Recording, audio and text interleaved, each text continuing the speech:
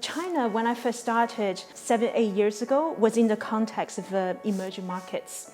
But recently, you can see China on its own, it's a topic. Before, it was just an interest to understand China. Now, it's an absolute necessity. But what I've noticed at the same time, though, was that there are so many stories being told about China, but very few times they were told by Chinese people.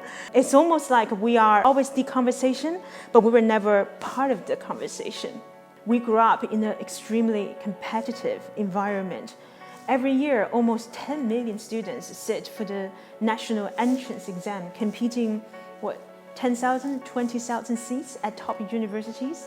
So I used to say to my colleagues at Goldman Sachs that this must be my destiny to work here, because I used to go from 7 a.m. to 9 p.m.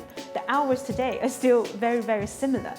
China has arrived on the international stage finally, and it demands this recognition and admiration that the country finally deserves. There is a huge ambition for us to achieve things, to be successful. When I heard about the Sing project that Amit and Narup has run, my heart was so touched.